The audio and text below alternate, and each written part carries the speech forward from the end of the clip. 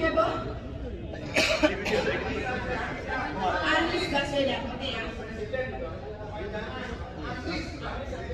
Anies banyak ya.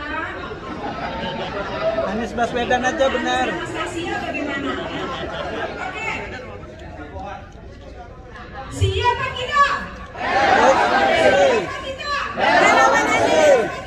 Relawan Anies. Presiden. Anies Baswedan. Anies Baswedan. Anies Baswedan. 2024. Menang. Sama kita lakukan.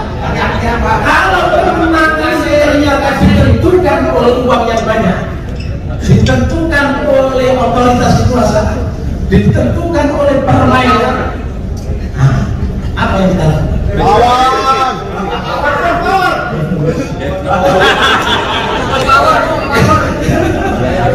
Jadi pertanyaan-pertanyaan yang harus kita jawab. Karena saudara-saudara, ibu bapak, kita ada tujuan menang. Kemenangan kita adalah untuk Indonesia. Betul? Indonesia yang secara ideologi sudah final, yang secara undang-undang dasar, yang secara pendidikan tunggal ika final, Pancasila final. Jadi kita menang untuk Indonesia. Indonesia sesuai dengan cita-cita para pendirinya punya target untuk Indonesia seperti apa? 1, aman, tentram. 2, sejahtera. 3, cerdas. 4, damai. Itu menciptakan perdamaian. Itu cita-cita Indonesia. Nah, untuk menuju menang tidak cukup niat yang baik, tidak cukup ini Mas Anies ini dari sekian calon pasti paling pintar, bahasa Inggrisnya pasti castis, gelarnya yang doktor, soal keislamannya pasti lebih unggul. Yang lain-lain mungkin ketika baca mukadimah dalam pidato alhamdulillahirabbil alamin wassalatu wassalamu ala asyrofil anbiya'i wal mursalin paling fasih. Yang lain jangan-jangan alhamdulillahirabbil alamin. Jadi dalam konteks Indonesia yang mayoritas Islam, Mas Anies lebih merepresentasikan mayoritas Indonesia. Tapi apakah mayoritas Indonesia itu otomatis berpikirnya seperti nah ini benar. Karena keislaman Indonesia itu keislaman agama, bukan keislaman santai pada umumnya. Nah itu renungan juga. Itu poin-poin potongan-potongan itu menjadi. Belum lagi kita menghadapi identitas, politik identitas. Ini politik Indonesia itu identitas, dan Allah menciptakan ya ayyuhan nas inna khalaqnakum min dzakarin wa untha wa syu'uban wa qabaila ya wa ja'alnakum syu'uban wa qabaila lita'arafu. Jadi Tuhan mendeklarasikan, mengumumkan kepada hambanya, hai hamba, namanya manusia, aku ciptakan kalian itu laki perempuan. Kemudian saya ciptakan kalian laki dan perempuan itu bersuku-suku bangsa, beridentitas-identitas, gitu kan? Perintah berikutnya adalah lita'arafu, saling mengenal. Tapi mengapa hari ini yang menjadi sasaran identitas itu Anies? Seolah itu salah, seolah itu merusak Indonesia, seolah itu petaka Indonesia. Tapi selama ini belum ada yang menjawab. Coba siapa tokoh ya, tokoh di Indonesia, tokoh politik atau tokoh agama atau budayawan atau termasuk pengamat-pengamat seperti Mas Satrio ini menjawab, menjelaskan secara ilmu pengetahuan tentang identitas. Kita nggak bisa menghindar dari identitas. Tapi mengapa ini kok menjadi sasaran identitas? Sehingga Pak Surya ketika pidato untuk memperoleh gelar doktornya di Brawijaya Malang itu sampai memerlukan menjelaskan soal ini karena begitu cintanya sama Anies Baswedan.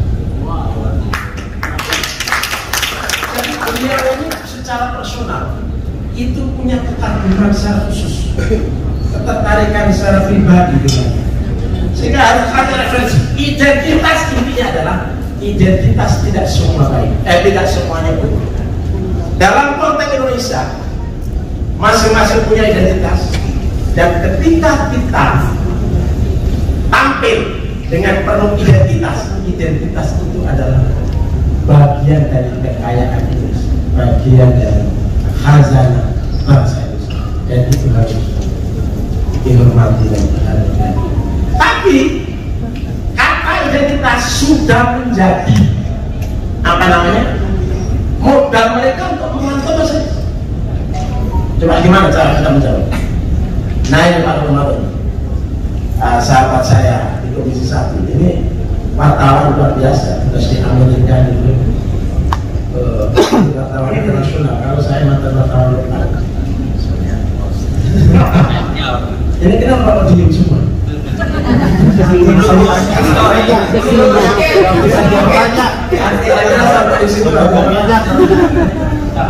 Cukup ya.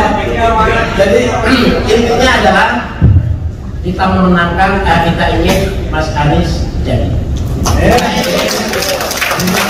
Indonesia yang memiliki dimensi yang cukup, yang komprehensif. Nah, yang terakhir sebagai apa namanya hal yang supaya meyakinkan anak-anak saudara-saudara bapak ibu semua yang ada pada saudara.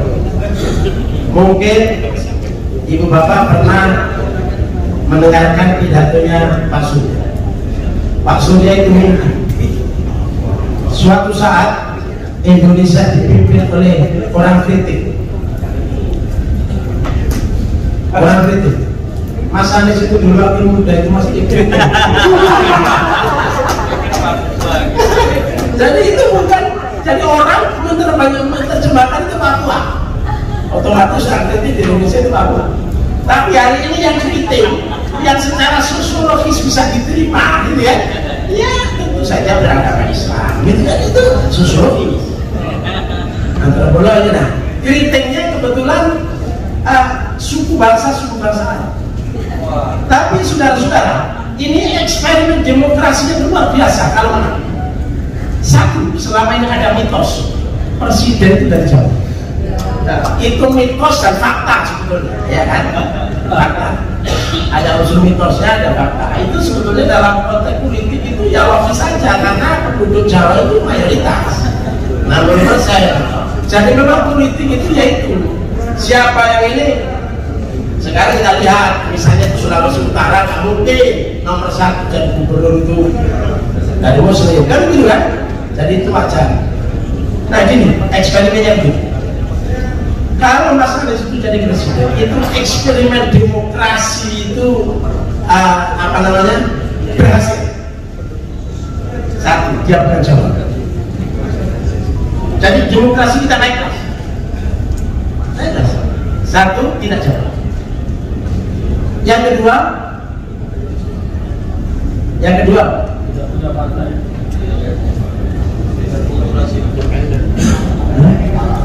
Tidak jawab, bukan hanya tidak jawab, tapi arah.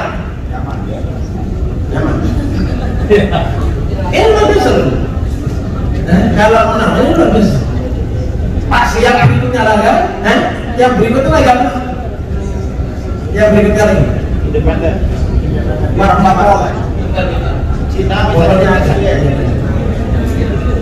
oleh karena itu, mari kita menyatukan langkah, menyatukan hati, menyatukan pikiran. Kita bikin strategi yang hebat, yang jitu, supaya rakyat memilih Anies Baswedan.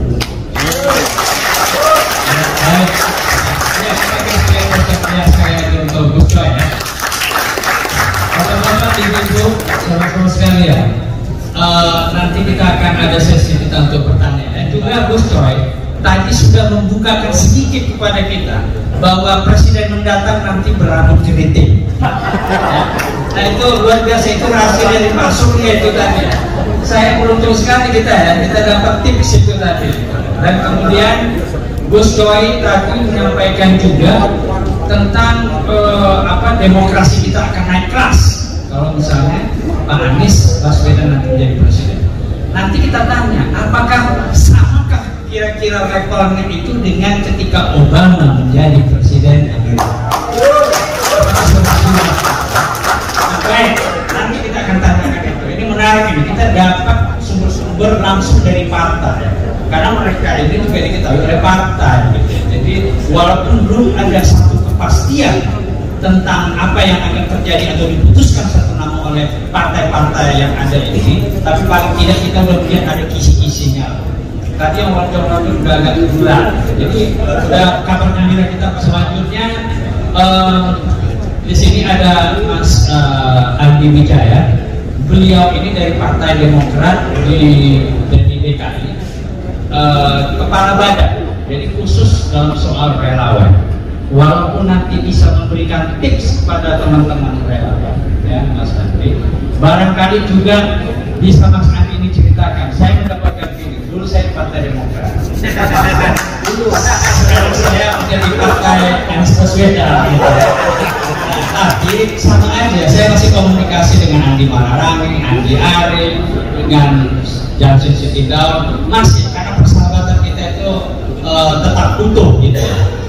Nanti beliau juga bisa menjelaskan juga waktu Rapimnas kemarin itu kok ada nyanyi